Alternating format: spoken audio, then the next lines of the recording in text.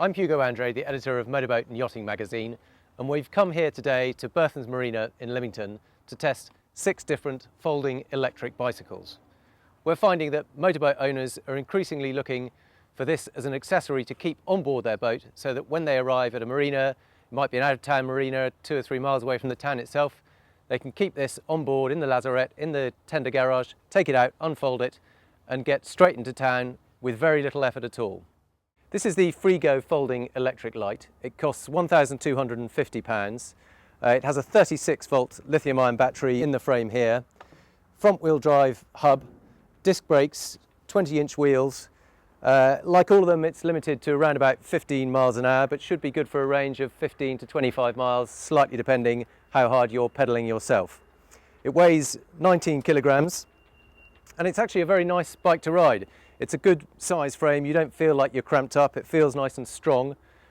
You've got controls here which give assistance. You've got 5 different power modes, you can have as much or as little assistance as you want. And it's actually a very nice bike to ride. You've got good brakes on it, feels sturdy and handles very nicely. And now is the tricky bit, which is folding. Let's see how quickly we can fold it up.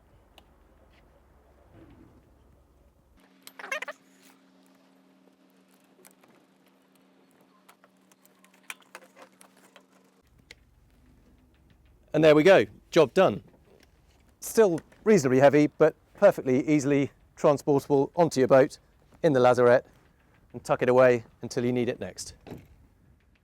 This is the Go Cycle 3, and it is the most expensive of our bikes here at about £3,300. But you can see why that's the case. It's a beautifully engineered piece of kit. It's the lightest of them by some margin. It's about 16.3 kilograms. And it's a beautifully made thing. You've got this lovely single swing arm, you've got these integrated disc brakes, the chain itself is covered in its own little casing. This provides a bit of suspension. You've got these integrated stand here, so you can see it's got a bit of give there. It's all controlled by a little app, so you can vary the pace, how much assistance you get, whether it works on the throttle or whether it uses the pedals themselves to get it going. And everything about it has a kind of almost aircraft-like beauty and engineering and lightness about it. It's very nice to ride. You can certainly tell it feels the most expensive. You've got nice, fat but very light wheels, and it's a nice smooth assistance and fantastic brakes to it. Really strong brakes, almost too strong. It'll take a little bit of getting used to. And these lovely hydraulic brakes. It's a beautiful bit of kit, but it is expensive. And the other thing is that it packs away, rather than folding, it packs away into this little bag here. So although it takes a bit longer to do, once you have got it all nicely tucked up in there, it's very easy to lift in and out of your lazarette. So the actual putting away is quite tricky, and now we're going to see how long that takes me. Right, let's go.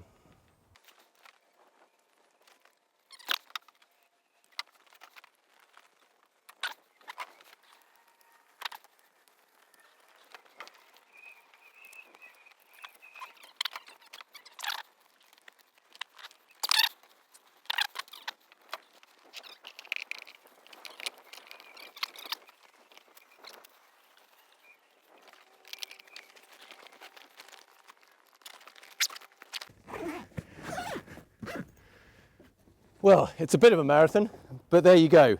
It is now all safely done in its bag, and very easy. Lift on board your boat, tuck it away in the tender garage, and that will stay nice and safe until you need it again. This is the Kudos Secret. It's a mid-range bike. It costs about £765. Weighs 19 kilograms. Again, fairly standard for the group. Not quite as light as the Go Cycle, but not too bad at all. Very nice, easy bike to ride. It's a 36-volt lithium-ion battery that stores in the frame itself. Rear-wheel drive hub.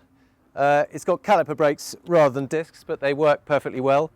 It's another good-sized bike, actually. The pedals are quite low set, so you can occasionally catch those in the corner if you lean over too far. And the controls are a little bit more basic than some of them, but actually very simple to use. You've got 3 levels of assistance, and which I click in with when you cycle the pedals.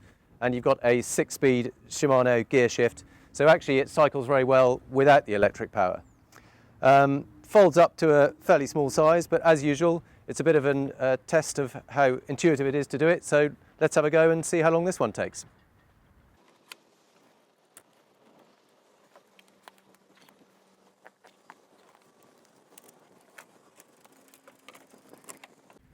Okay, job done. Not quite as small as some of them, but actually very quick and very easy to do. All seems pretty logical. It is quite heavy at 19 kilograms, but nothing too difficult, quite easy. Lift that on board and again, tuck it into the tender garage. Bob's your uncle. This is the Gallego Whoosh. It's a little bit different to some of the other bikes. The whole bike is physically smaller, so it's a little bit lighter. It's about 18 kilograms. But the whole bike, as you can see, it's got smaller wheels. It's not the 20-inch, I think they're 16-inch. It's got a front-wheel drive hub, but the frame itself, the wheelbase, everything is that much smaller. It's got a quite neat little feature with this folding section here, so that rather than having a stand, you can just park it up like that. It does mean that because of its physical size, it doesn't feel quite so competent for a longer cycle ride. It has got 3 gears. It's got similar assistance. You've got 3 different stages of power assistance. It's another 36-volt battery. And actually, it's surprisingly quick. Maybe because of the small wheels, the acceleration is really quite surprising. And a nice, comfortable saddle. But this is a bike that I think you're better off for short trips into town of 2 or 3 miles rather than a 15, 20-mile cycle ride up and down hills. But the beauty of it is that it does pack away very small indeed. So let's give it a go and see how quickly this one packs away. This has to come out because unlike the others, you have to take the saddle out.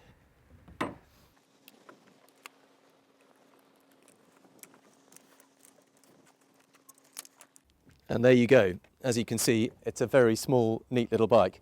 A little bit lighter at 18 kilograms, but if you're strapped for space on board your boat, this is going to go into a locker that some of the larger ones won't.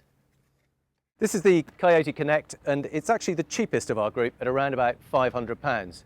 It's the bike that our news editor Steve Usher rides every day, and he swears by it. And I've got to say, for the money, it's a very competent piece of kit. It's got a similar 36-volt battery on the back. It's not quite as neatly integrated into the frame as some of them, but it does mean it tucks away under this rack and you've got the rack to carry your shopping or whatever. Similar assistance, you've got the controls up here, 3 stages of assistance, the pedals kick it in, and it rides very nicely. You've got 6 gears, Shimano gears, so you can ride it with or without assistance. And for the money, it's a properly decent bit of kit. But now, as usual, we've got the challenge of folding it away, so let's see how quickly we can do that.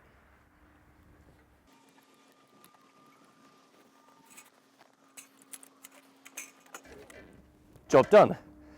Again, around about 19 kilograms, much the same as most of them. Not quite as small, but again, you're going to be fine lifting this in, finding somewhere to tuck it away on board. This is the Whisper 806 Torque, and it's the second most expensive at our group at around about £1,600, and it's also the heaviest of the group. I think that's because it has this extra long-range battery, which will give a range of up to 50 miles, whereas most of the group have a range of somewhere between 20 and 30 miles. It's got a very low step-through frame, makes it particularly easy to get in and out, and it rides very similar to some of the other ones here. We've got a nice big screen, different levels of assistance which you can control on the handlebars here. Good sturdy frame, nice fat 20-inch wheels, so you should be able to do a little bit of light off-roading, and a nice big comfortable saddle. So very similar ride to some of the others, but a little bit heavier. It's also with all the weight out back, it's not quite so easy to move around, but then you do get that extra range. So as usual, we're going to do the test, fold it up and see how easy it is to do.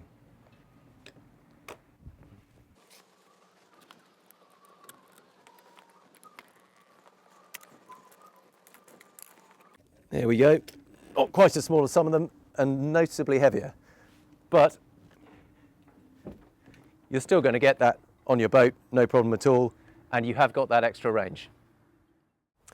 So we've taken them all for a good ride, we've folded and unfolded them, we've studied the specs, and now we've got them all lined up to see them together. But in summary, our feeling is that the Go Cycle is the money no object choice that we would probably all love to own, but whether we'd actually go out and spend £3,000 of our own money on it, probably less likely. But if it's money no object, that is the nicest to ride, the best engineered, and a lovely piece of kit.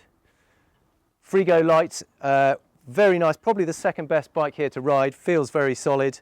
It's about £1,200, so not a bad way to go. If you want to get a really decent ride for not too crazy money, for £1,200, we think that's a superb bike.